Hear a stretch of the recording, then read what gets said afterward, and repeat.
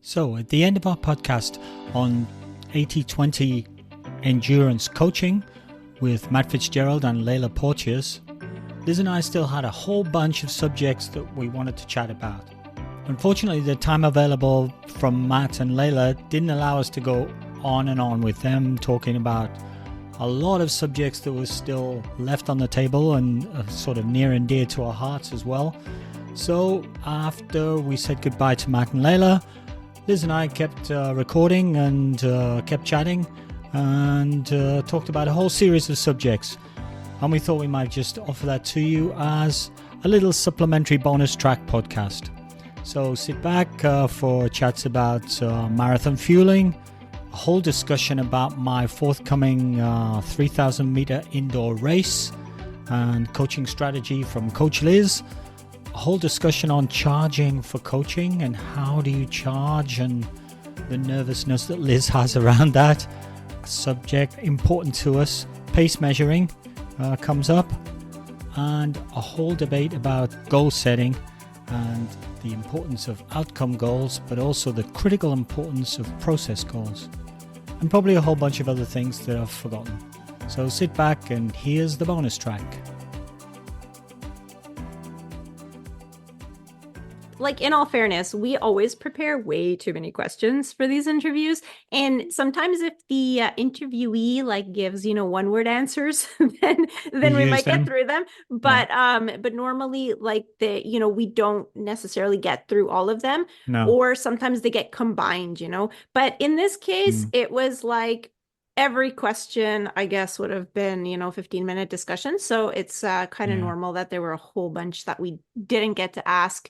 Well, I found myself actually thinking of more interesting questions while we were talking, so I was just throwing those in. Exactly. Yeah. But they talk about one of the things they talk about is fueling during an event. So everybody that's running marathons right now knows you need some fuel during the marathon to try and avoid that wall and push it back. But in the course they mention that fueling is beneficial for events lasting longer than 60 to 70 minutes. So that potentially also includes half marathons. Yeah.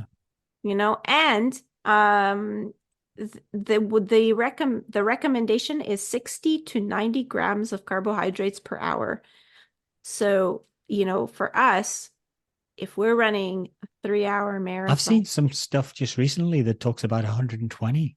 Yes, cyclists. It's getting ridiculous. No, but they're doing it like the Tour de France cyclists. They're actually consuming that much. But the thing with running is because but they're sitting down. They're not jiggling up and down all the time. Exactly. That's why.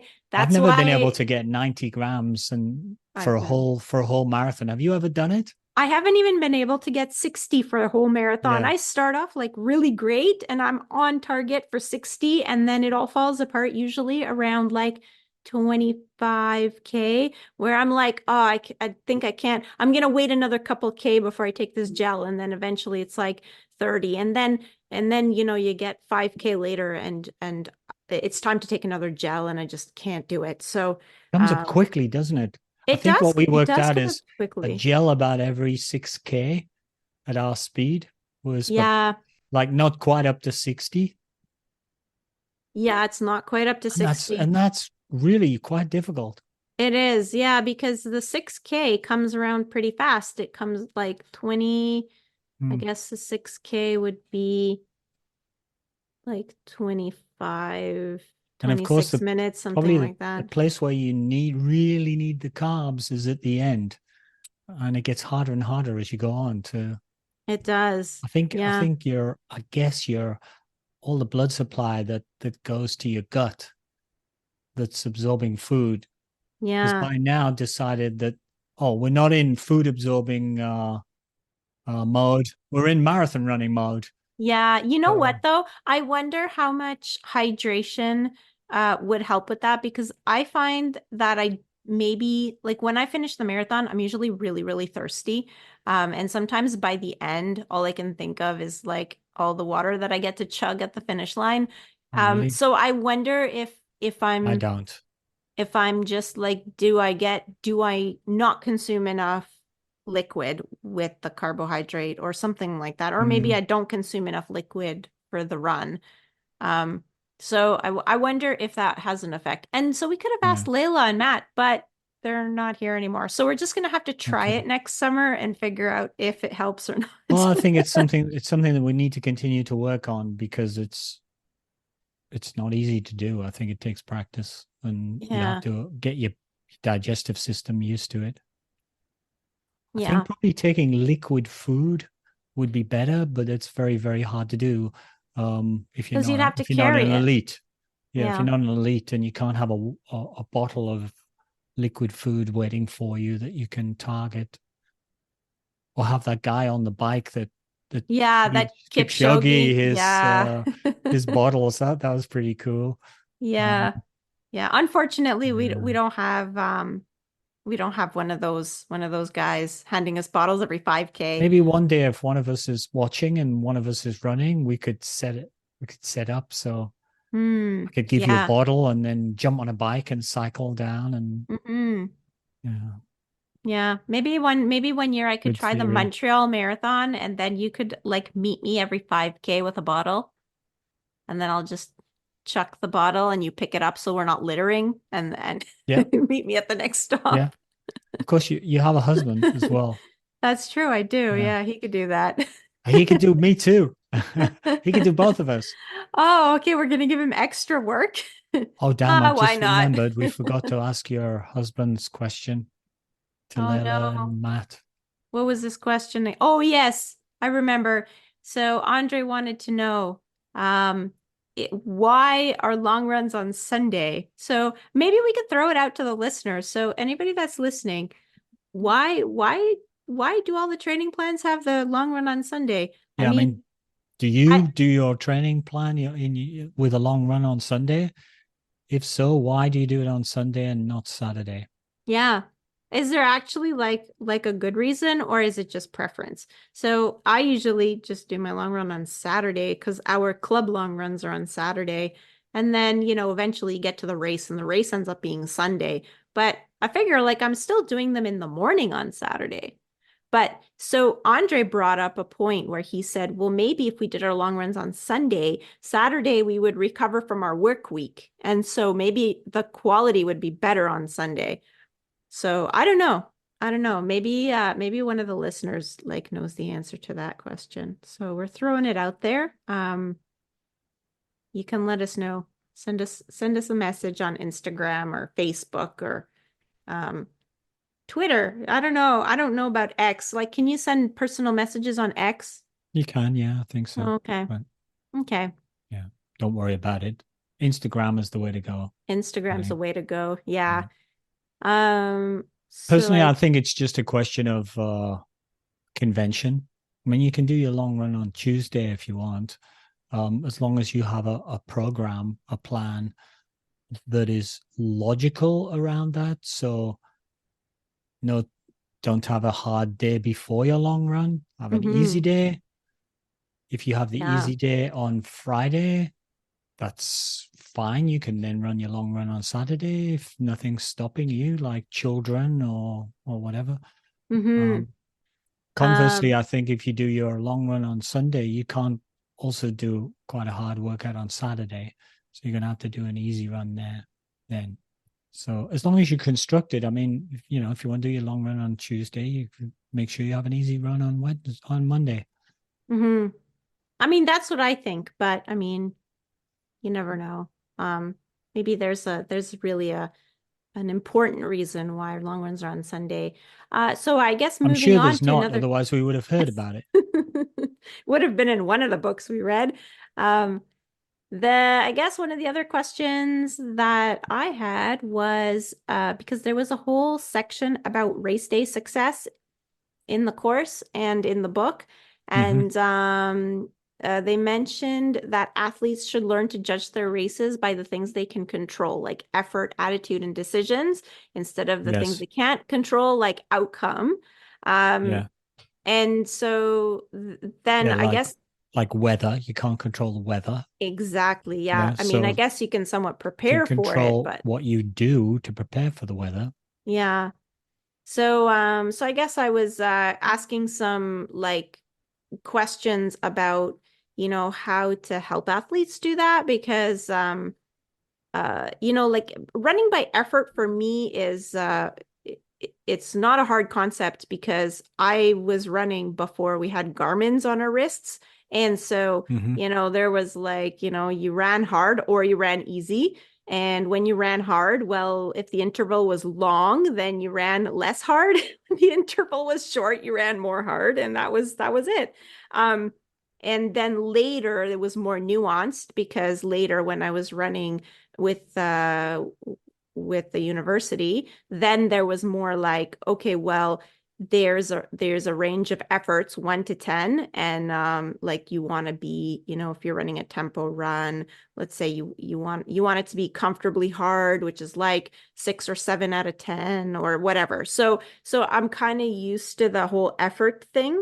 And I know like the effort, well, then one day you get to race day, and yeah, your end time is a little bit of a mystery, but it's not really because if you juggling your effort, like usually you get whatever you were able to get from yourself on that day. And I guess that's the goal. But the problem is that now anybody that started running after like 2015 had a Garmin and has used it for everything and doesn't really know how to judge their paces. And so I guess I wanted to know like how they help runners, to kind of disconnect from that. If you find people have that kind of challenge, let's say, Hmm. try to persuade people to do runs without their watches. Nobody will run without their watches though, because they'll say, well, my run won't appear on Strava, and that means it Yeah. doesn't count. Or like the guys we know are all competing in a sort of um, So a club to see who can do the most miles in the week, yeah. which is great for pushing your miles up, but not very good at doing the right things with your run. So what you have to do, I think, is to say to people, okay, keep your watch, but take it off Yeah. and put it And put it in. in your back pocket or Yeah, something. put it in Yeah. your back pocket. You'll have a recording of your run. You'll Hmm. have your miles logged in Strava. The world will not end. The sky will not fall down. Strava gets the numbers. Everything's cool. But then run a bit more nuanced in terms of feeling the effort. Run without looking at your watch or getting a beep. Hmm. Um, Yeah, or get the beep because the beep might mean that now you've done a kilometer. If mm, like let's say the race doesn't have markers. yeah, For example, when we did park run 5K, well, they don't have kilometer markers yeah, for park run, right? So yeah, if you wanted to have that knowledge of, when you've done 1K, 2K, hmm 3K, then you can have that audio reminder with the yeah. beep, but from your pocket so you can't see the pace. Yeah. So anyway, So I that's mean, you can do that. And I think my advice to people who haven't raced a lot is that you're likely to go off too quick. In fact, your mm, advice to me is that I'm likely to go off too quick. That's what you say to me all the time. yeah, yeah, but also because that's what you always do. And I've raced behind you in the past and I've looked at my watch and been like, oh crap, I did that K way too fast. And you are already like 20 meters ahead. And I'm like, well, Yeah. he did that K way too Yeah. fast. If yours is too fast, mine's far too fast. Yeah. Yeah. So I know you're going to do that. So I guess like for your very first track race, because that's the thing, you might be racing with some kids that also don't have a very good, Hmm. they haven't really Yeah. developed their skill in pacing. So they're Yeah. going to Okay. go off too fast. So So don't, Coach Liz, what I'm going to, advise yeah, me. I have a 3,000 meter indoor um, yes. race coming up, and I've Yeah. never done a race indoors. I've never done a race in spikes, Mm-hmm. um, and I've never raced 3,000 meters before in my life. Okay. All of the above, and I have a Yeah. race, and Mm-hmm. I have a time target as well. I Yeah. want to try to set the Quebec provincial age group record Mm-hmm. for my age group. So I can't just go out and feel it out. I've got some Yeah. challenges. So what should I do?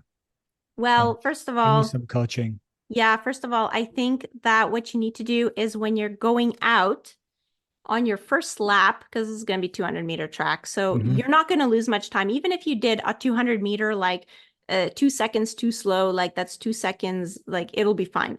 So, but likely Hmm. everybody's going to go out too fast in the first Yes. 200. So I would say if you are leading the first 200, you're definitely doing it Doing it wrong. wrong. So definitely don't lead the first 200 and don't do like you usually do in workouts where you're like, I'm not going to lead, I'm not going to lead, but you're running all the way out in lane 2 or 3 because you want to be exactly neck and neck with the leader. So you're technically not leading, but you're kind of leading. Don't do Mm. that either. Just tuck in somewhere, Okay, let them go off. so hug the inside, let people go and do their Exactly. thing. Let them do Okay. their thing. Your lap should be in between 44 and 45 seconds per lap.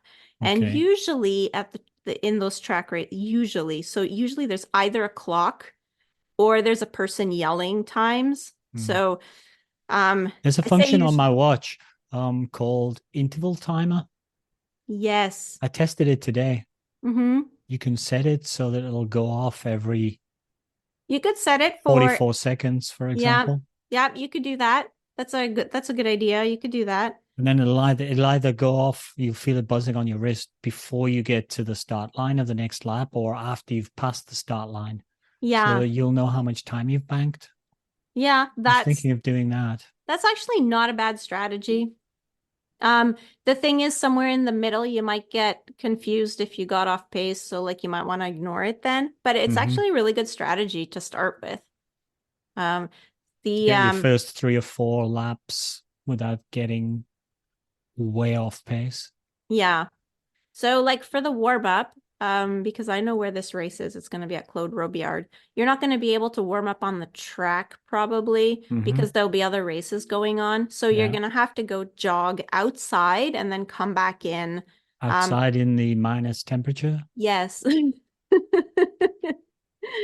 Don't worry, everything's going to be fine. The Okay. only thing is that um the the chambre d'appel, which is I don't remember what that is in English, but they Yeah. so you have to kind of check in before your Yeah. race, The and call table. it's quite early. So you want to make sure that you're inside at least 30 minutes before the race start because they might call Okay. you that early.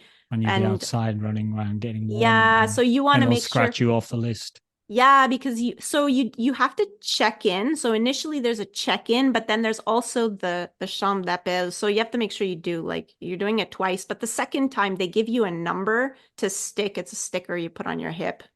So the timer will be allocated that number. Whoever's timing for each I person, they're allocated in that number.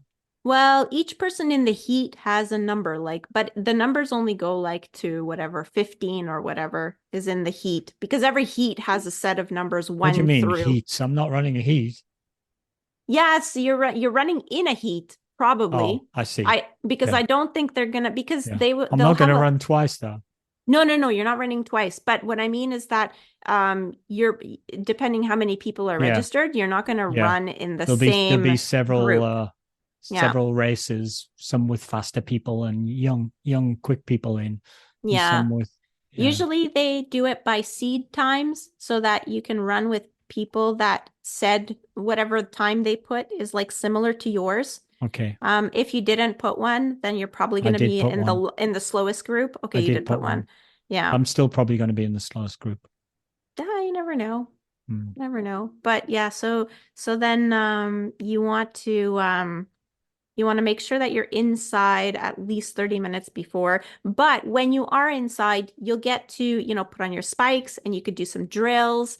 And you can do some short strides because there will be a section of the track that won't be occupied and it'll be Like sort the of back on, straight on the outside or yeah, something. yeah, because they'll have like extra lanes that won't be used when they're doing sort of the longer events because everybody runs on the inside lane.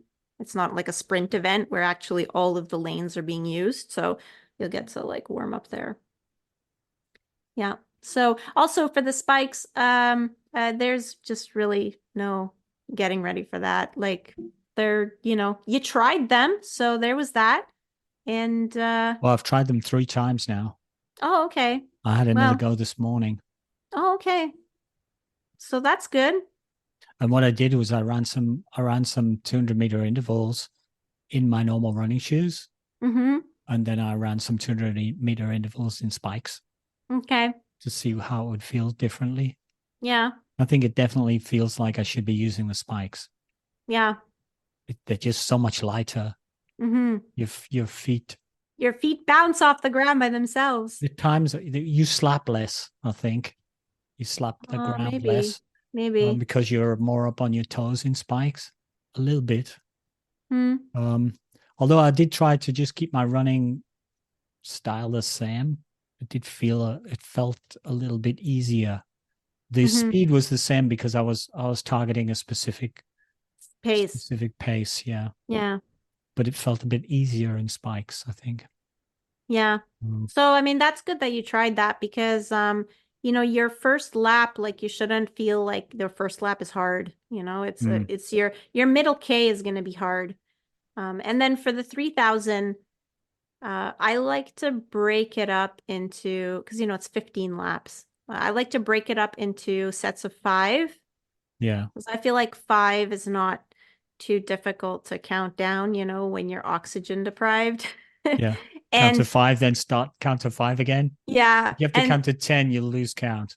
exactly. Yeah, So, and I like to count down. So I'm like, okay, 5, 4, 3, 2, 1. And then it's like, okay, reset. Okay, now I'm doing one more K. 5, 4, 3, 2, 1. okay. I mean, that's how I break it down, but I don't know. Works for me, but everybody has their own way of doing that. But anyway, that's my way. I'm probably going So, to count 1, 2, 3, 4, 5 because I've done a couple of 1K efforts.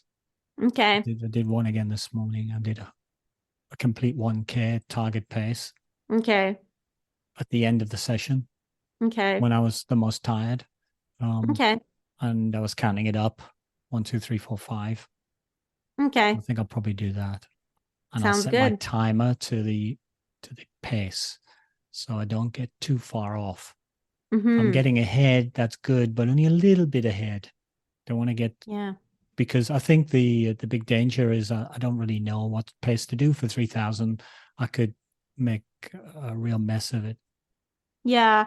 And basically like the middle K is gonna feel hard because it's sort of like you're just holding a hard pace for Mm, long, but um once you get past the middle K, you can pretty much empty out your tank because um because you only yeah, have a K to do. yeah, even though like it's still 5 laps when you're on a 200-meter track, but yeah, I think you can pretty much like after that middle one, but the middle one will be kind of a grind, so you gotta kind of stay focused there. Okay, Um, thanks, coach. How much do I owe you for that? that was a freebie. It was just to get you Wow. started. That's why I don't make any money. Yeah.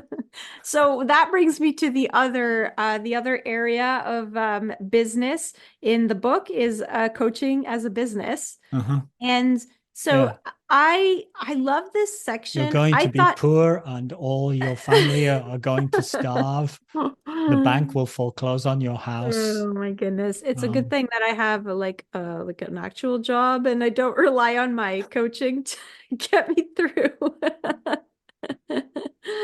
Um so yeah, and I kind of found out like why, why I'm the way I am, and it's because I'm not charging enough.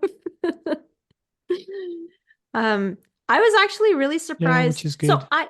I enjoyed this section because it also talks about like social media and things. I think this section, the coaching Mhm. as a business, could be an entire book on its own, and I would read it. Matt, when if Matt listens to this, he'll be writing it the very next day. I think so, yeah. So Yeah. Matt, if you're listening, like next book, endurance coaching as a business. I Business think management for endurance coaches. yes, exactly. Yeah, yeah. And so anyway, but the book and the coaching course had a whole section dedicated to that.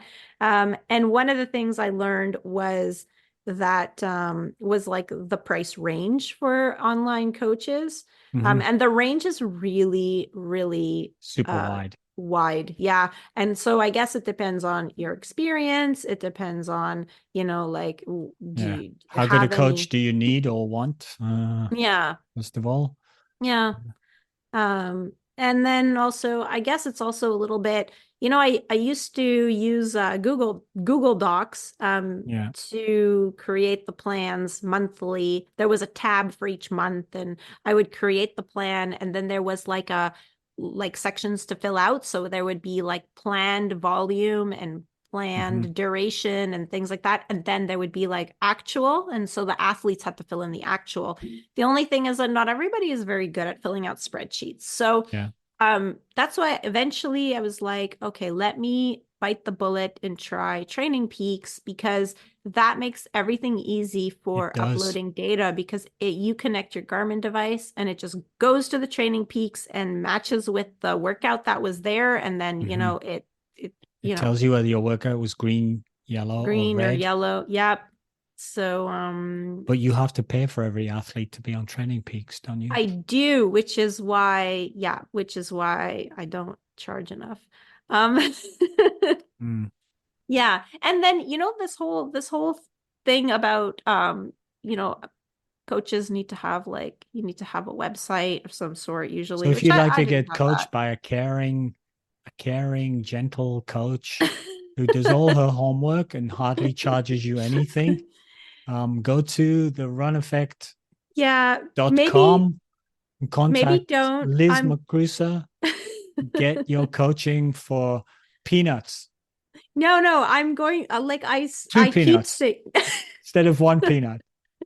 I need 3 peanuts now. Okay, Okay. 3. Well, you're gathering more and more experience. I mean, Yeah, yeah. I am. Yeah, it's I kind of wish we could have asked them about like how do you increase your prices? Because I think I have a hard time with that. Duh. Like so it's easy like to take on a new athlete and charge them more because they're new. They don't know you. But an athlete that's been with you for 4 years Yeah. and has always paid the same Yeah. amount, um like Yeah. so Well, now what? if you're a gentle person like Liz, you lead them in. You say, over the last 4 years, I haven't increased my price at all. Inflation has been whatever it's been. Look it up. Yeah. It'll be over 4 years. It'll be like 15% or something like that. Yeah, Um, maybe. so you can say unfortunately if you want, but I wouldn't. I would say given this situation, it'll be necessary for me to increase my prices starting in Mm, next season or whatever. I'm sure you understand, mm, and everybody will understand. yeah. And then you don't say how much until you get to that point, and then you decide what you can do. You could give different athletes different amounts depending on what sort of deal you think you're giving them. Mm. Yeah, I'm gonna think about that. But you can pre-announce it. That way it gives you the Yes. right to do it then. Yes. Yeah. Yeah. I guess I need to pre-announce it. Yeah. So due to Okay. these things, that's what most businesses do. You get these Yeah, letters I guess saying, so. Yeah. we just like to advise you that our rates will be rising. Yeah. I guess you do get that. It's like well, it's like Training Peaks, they'll send you a notice being like, as of January 1st, the not Training Peaks. That's not a good Yeah.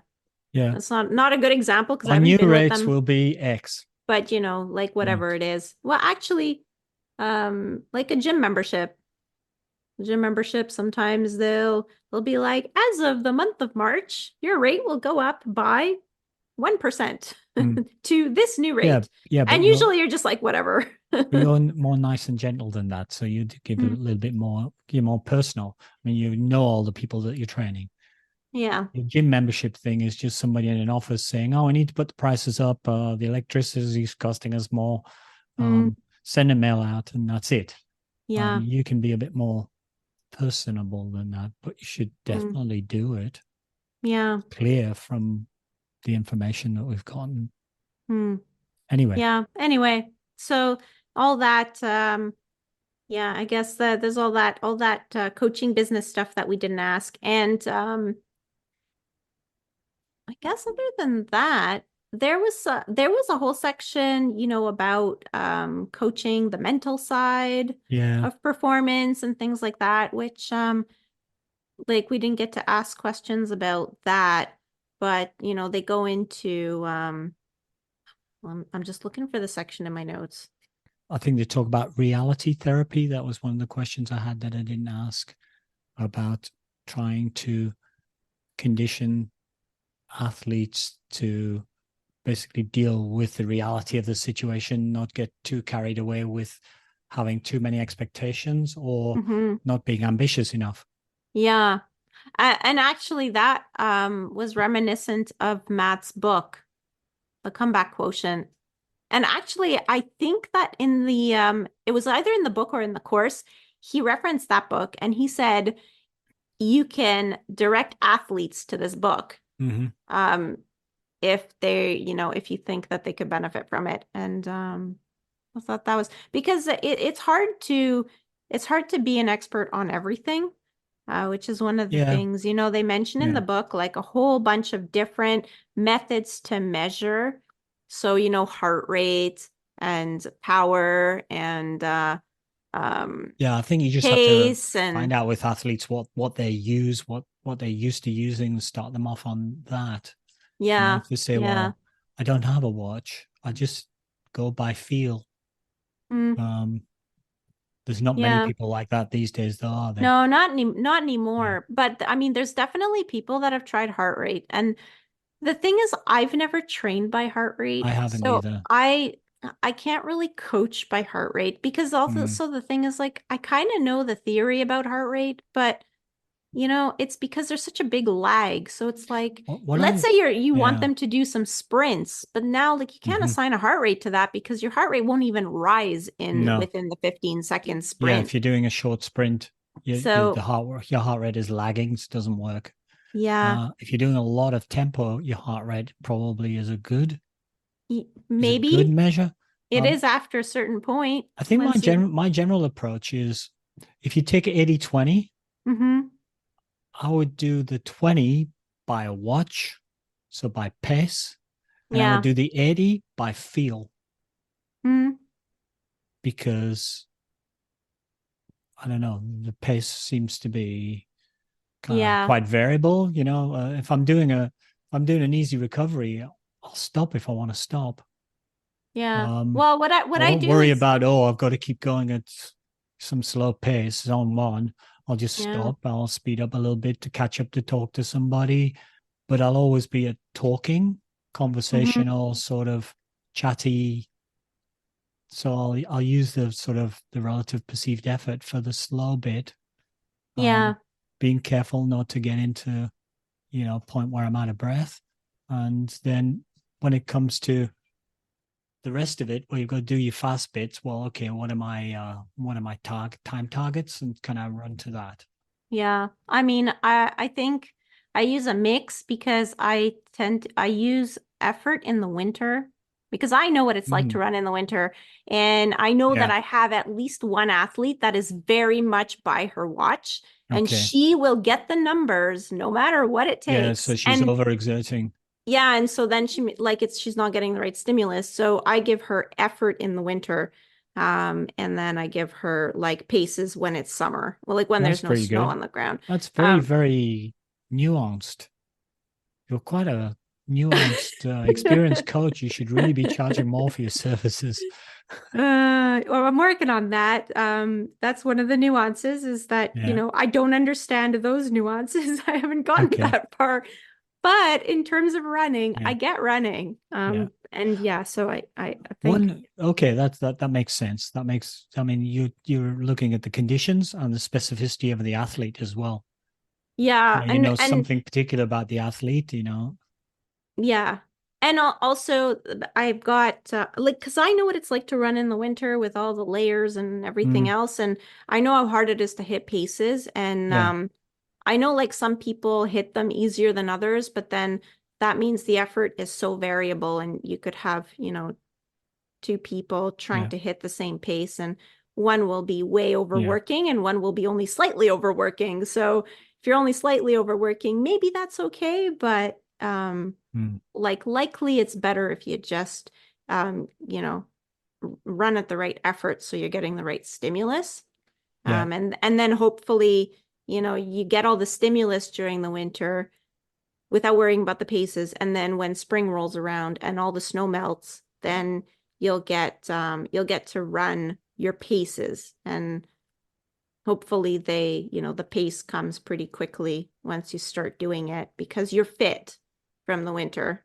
One of the useful things that I got out of the coaching in goal setting was the difference between outcome goals and process goals. So just I think nearly everybody you coach has an outcome goal, Mm-hmm. like, oh, I want to finish my first marathon, or I want to do a 10K in under 40 minutes, or whatever it is.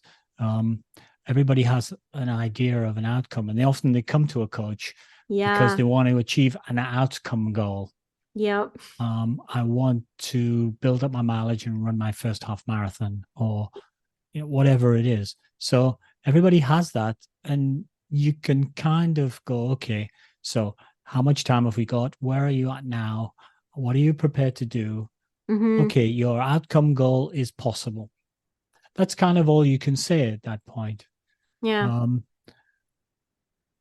and I think the thing I learned was what you need to build in is some process goals so that people have goals while they're doing their training.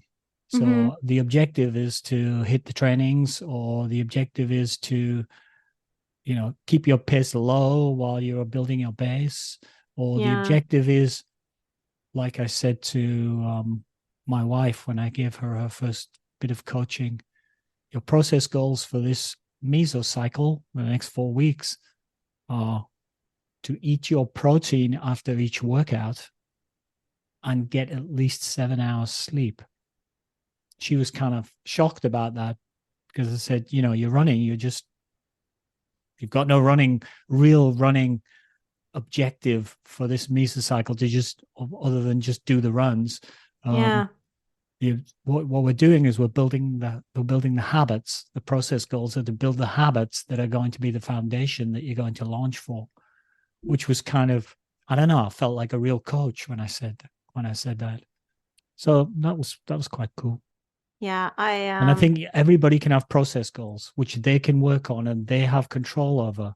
hmm But also I think process goals are like important in like the off season because Mm-hmm. it's There are sort of a no dead, races. there are no Yeah. races. You can't really test yourself. So at least like you can say, okay, so I'm gonna try and do two strength training sessions every week consistently for the next like 6 weeks or something. Um, and then, you can at least, do stuff like that. Or I don't know, I'm going to do my physio exercises consistently every day Yeah. after my run or And whatever what you that. do then is you build habits Mm, that you can take with you into the next hard yeah. training cycles. Also, that's the place to work on it because I feel like during race season, you're always kind of almost scrambling to get ready to Mm-hmm. be fit to run a certain time. And it's Yeah. like at that point, like you're trying to do too many things at the same time because you're trying to execute workouts in the right pace, but then also then you have all these other goals added on top of it. So at least if you can start with all these small process goals in the off season, and then hopefully they just continue once you start focusing on different things, but maybe like they'll continue you'll continue to do all the ones you've established in the off season. Anyway, it's, it's good in theory. Doesn't Good always stuff. work, but Okay. so Yeah. Any other extra observations for 80/20? Yeah, no, We've covered a not good really. I bit think there. we covered a lot of things in the chat with Layla and Matt. And yeah, we would have chatted with them for like 3 hours if we could have. Probably. Yeah. Yeah. Yeah. Yeah. They probably knew that. That's why they That's why they were like, we only have 60 minutes. they saw us coming. Yeah, that's okay. That's all right. Matt will get his turn again soon. Yeah, he will. Okay. See you on the run tomorrow. Do we do like a little outro thing? Like, yeah, if you want, go. Thanks for listening to another bonus episode with Alan and Liz. We hope that you enjoy some of the chat. If you like hearing these things, do let us know. Please tell us also what kind of bonus chats you want to hear. Do you want to hear about our training, or do you want to hear about our thoughts on the book we previously reviewed on another episode with an author, or is there something completely different? Do you want to hear about our personal lives? Yeah, do you want to hear about I don't know. Liz likes the color pink and cats. I do. I really like cats. My husband sends me cat videos on Instagram all the time. I really like cats. So we can talk about cats too, but you probably don't want that because you want to hear about running. I tell you what, we're a bit low on Apple podcast ratings and Spotify podcast ratings. So leave us a rating. Come on, it doesn't take very long. Just click the star thing. You don't even have to leave words. And the more we build that up, the more exposure we get, the more we're able to get better guests and if you only give us 1 star, then definitely tell us why. Why do you always mention 1 star? I'm being an ultra realist. No, you're not. Yes, I am. Being a pessimist. No. I'm just saying, like, our podcast is awesome, but somebody out there might not think it's as awesome as we do. And so then you should let us know. Or if we're not, responding to your expectations, tell us what we can do better. We'll try. I mean, doesn't mean that we can do it, but depending what it is. But definitely we can try. If we only deserve 1 star. I think we deserve 5 stars, Alan. Okay, that's better. But then how are we going to get feedback to improve? Someone out there probably... You can still give us 5 stars and suggestions for improvement. Okay. I guess then we can have our cake and eat it too. Yeah. Even though you're giving us 5 stars, feel free to leave us little comments that will help us to improve. Mm-hmm. No one's perfect, and we are committed to try and give you the best podcast we can. There you go. That sounds good, huh? Oh, that does sound good. Yeah, you should edit out my bit. Maybe I'll leave it in. Okay. I'll see you on the run tomorrow. See you on the run. Bye. Bye.